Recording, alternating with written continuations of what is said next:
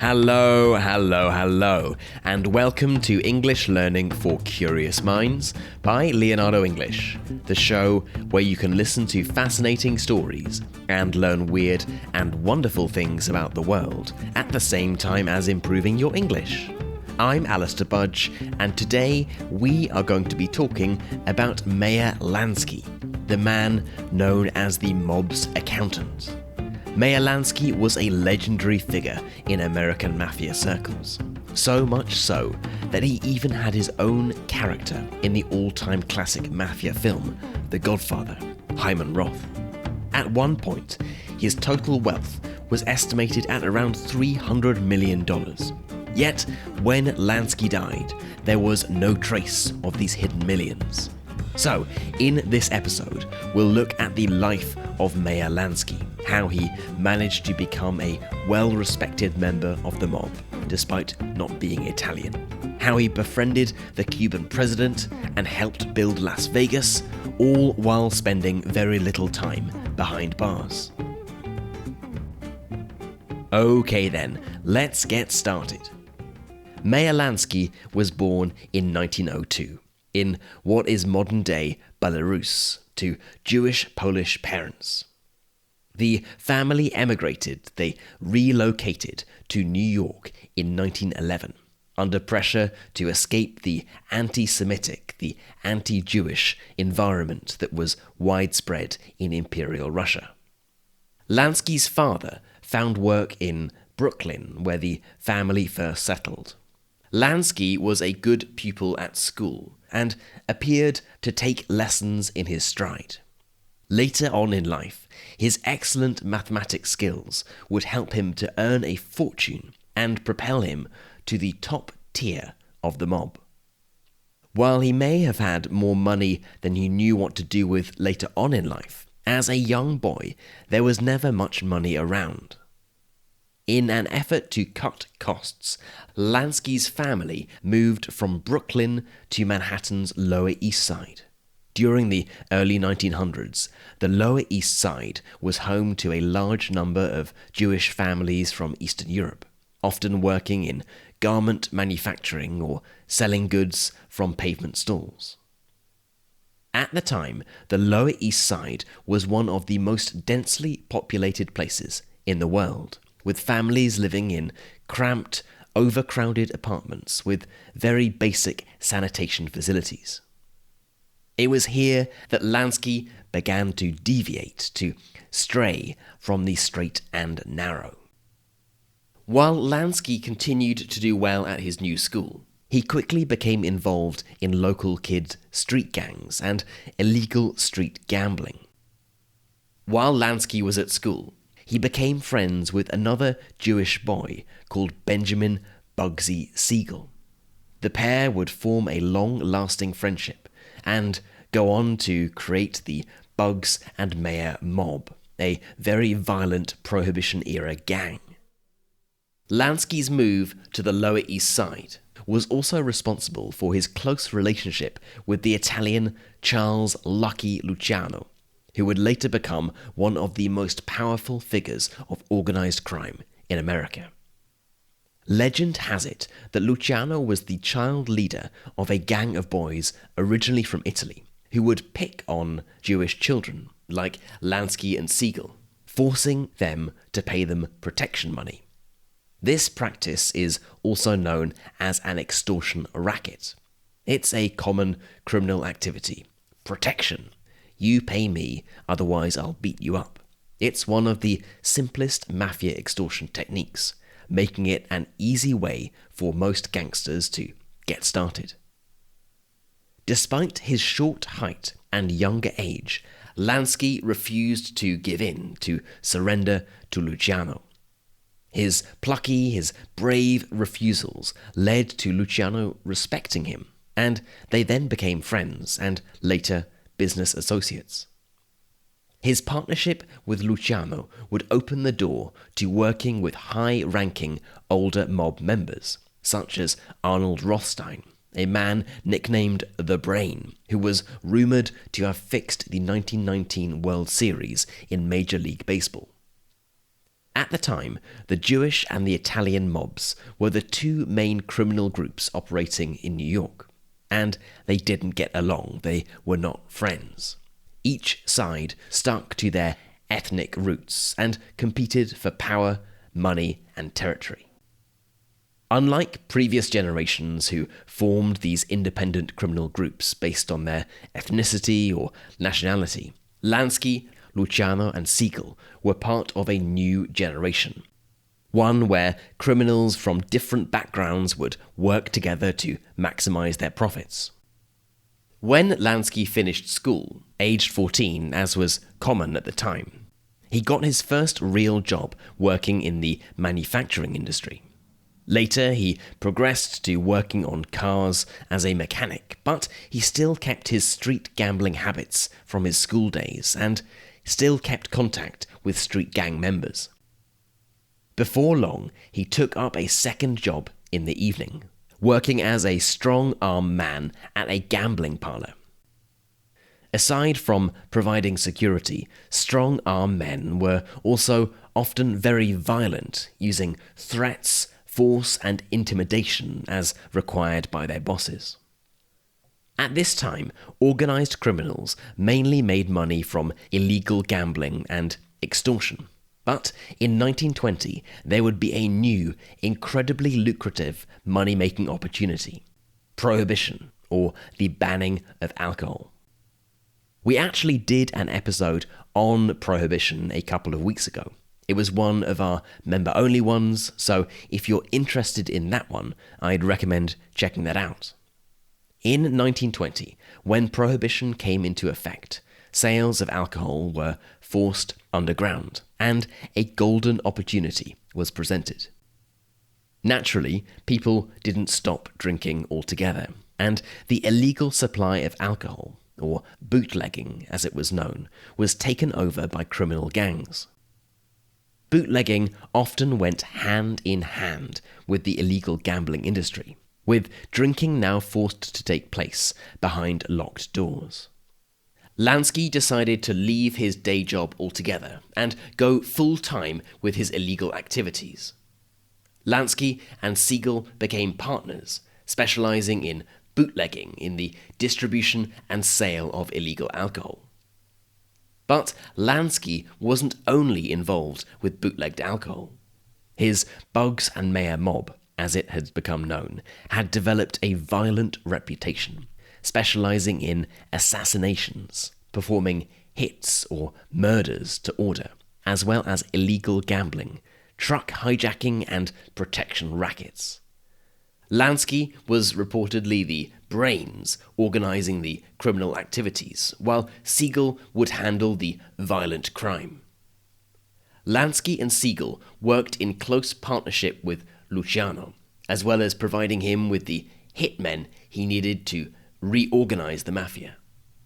Lansky also became a protege of the powerful Rothstein, the man nicknamed the Brain.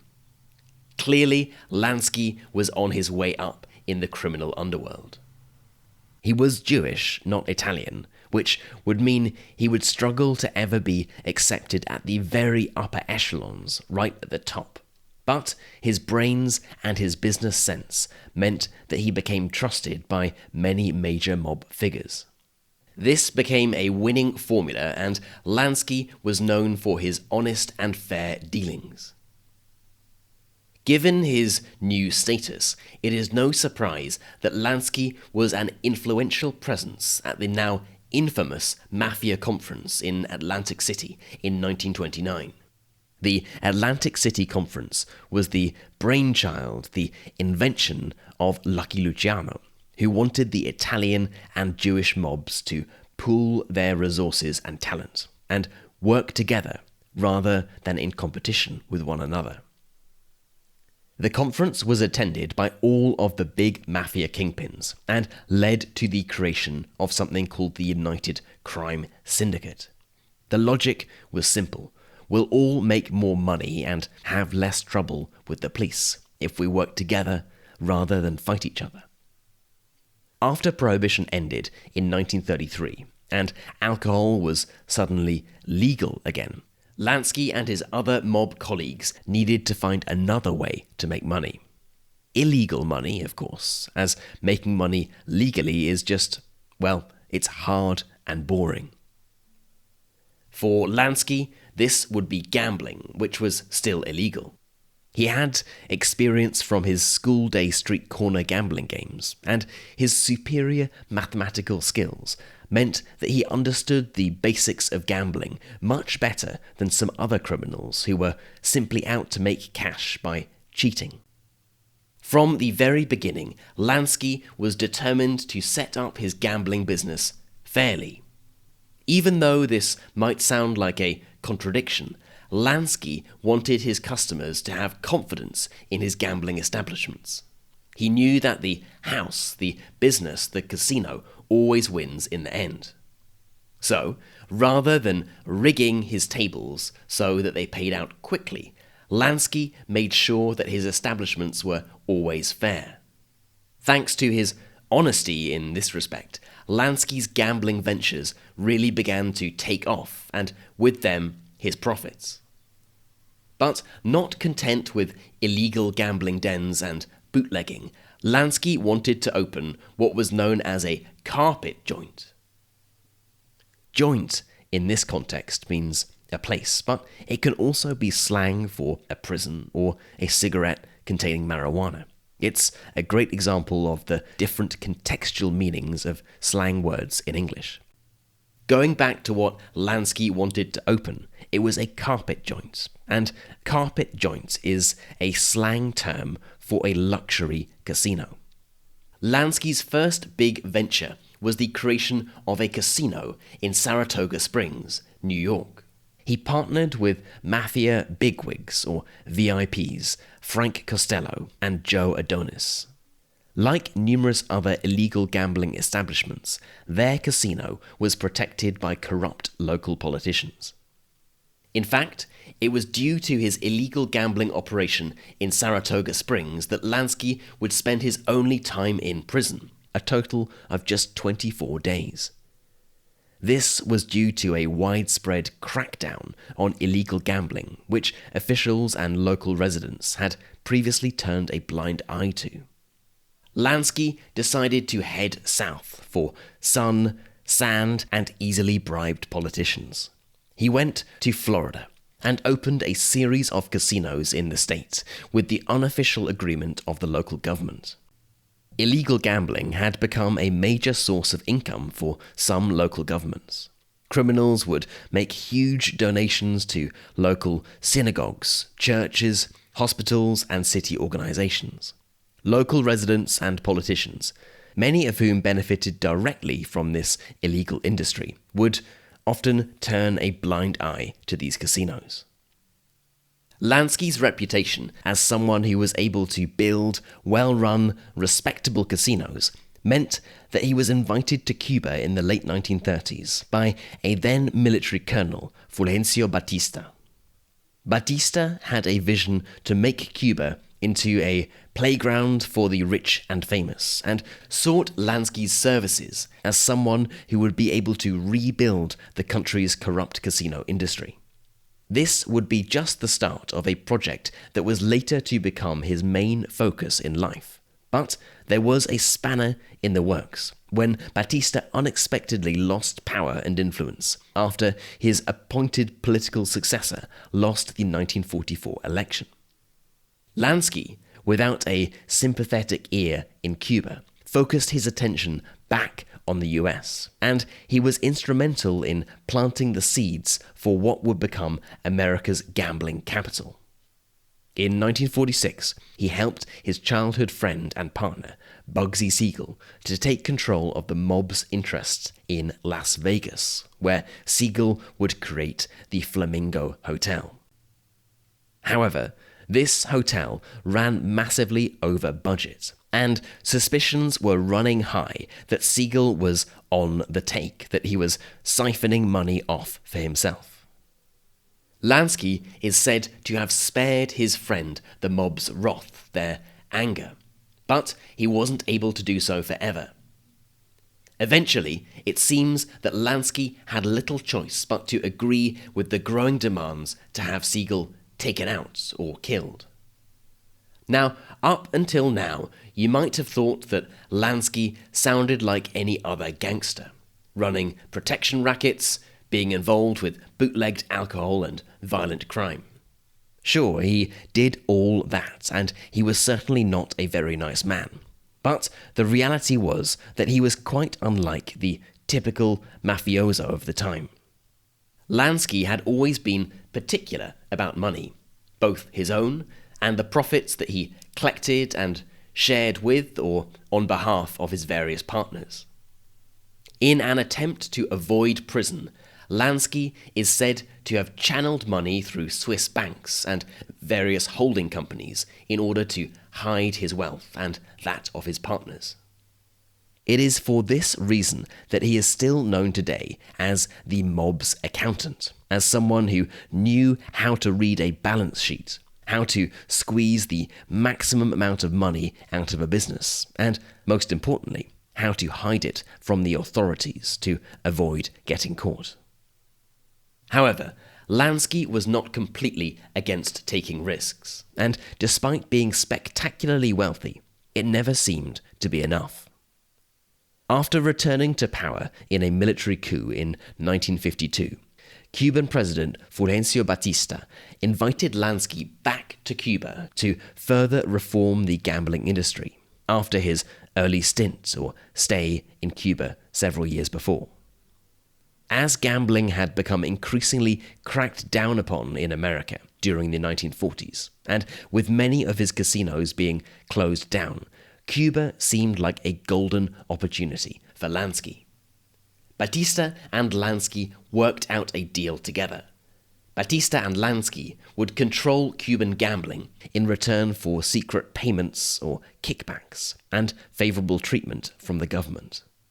The mafia would also be free to control everything that came along with gambling: alcohol, prostitution, drugs, essentially turning Cuba into a den of iniquity, only a short flight away from Florida. Lansky had already made clear that he believed Cuba was a golden opportunity for the mafia, and several years before coming back, he had organized the Havana Conference, the biggest mob meeting since the Atlantic City Conference in 1929. Batista and Lansky's business arrangement would last for 10 years. Aside from taking over casinos, Lansky also built his own, including his crown jewel, the Riviera Hotel. The hotel's grand opening starred the award-winning actress Ginger Rogers and was even shown on American TV. However, as the saying goes, all good things come to an end. Following the Cuban Revolution in 1959, when Fidel Castro took power and the country became communist, all American-owned businesses were nationalized. Casinos were closed down and property seized. It is estimated that Lansky lost around $7 million at the time, approximately 44 million euros in today's money. In Lansky's own words, he crapped out, he lost it all on a gamble. This phrase, by the way, crapped out, comes from the dice game craps, which was the first form of gambling that Lansky encountered on the streets of New York as a child. After losing everything in Cuba, Lansky had no choice but to move back to the US, where he was put under surveillance, under watch, by the tax authorities for suspected income tax fraud. After coming under continued pressure from the US authorities, Lansky decided to sell all of his business interests, leave America, and move to Israel under Israel's law of return program. However, given Lansky's criminal record and America wanting to press tax evasion charges against him, Lansky was deported. He was sent back to the USA just 2 years later. Back in the USA, Lansky faced criminal charges. He was cleared of the tax evasion charges, and given his poor health and old age, the judge suspended or stopped the other charges from being brought to court. He died in 1983 of lung cancer at the age of 80. No mean feat for one of the most powerful organized criminals in 20th century America. And it is certainly quite something that he only spent less than a month in prison, lived to the age of 80, and died a free man. You couldn't say the same about many of his business associates. But while he might have lived a long and free life, and certainly would have made vast amounts of money from everything from bootlegging to extortion, then later the drugs and casino trade, after his death, this money seemed to have vanished into thin air. His family, reportedly I should say, were surprised to say that his estate amounted to little more than $35,000, around 100,000 euros in today's money. So what exactly happened to the hundreds of millions of dollars that the US federal authorities believed Lansky had hidden? Did they ever exist? Are they still sitting in a Swiss bank somewhere? Or did he really lose everything in Cuba? He put everything on black and he wasn't expecting communist red. Before his death, despite Forbes magazine suggesting that he was one of the richest men in America, Lansky had claimed that he was almost broke, almost out of money. He openly stated that he lost almost everything he had in Cuba. But there does seem to be a large difference between his estimated $300 million fortune and the $7 million that he lost in Cuba. I don't think you need to be an accountant to see that, as far as the mob's accountant is concerned, something doesn't quite add up. Okay then, that is it for today's episode on Meyer Lansky. I hope it's been an interesting one, and you've learnt a little bit about the life and times of the so-called mob's accountant. As always, I would love to know what you thought about this episode. What do you think of Meyer Lansky? Was he really any different from any other mob boss? Do you really believe that Lansky lost all his money? And do you think that these gangsters of the 1930s and 40s are really any different from the organized criminals of today? I would love to know, so let's get this discussion started. You can head right into our community forum, which is at community.leonardoenglish.com, and get chatting to other curious minds. You've been listening to English Learning for Curious Minds by Leonardo English. I'm Alistair Budge, you stay safe, and I'll catch you in the next episode.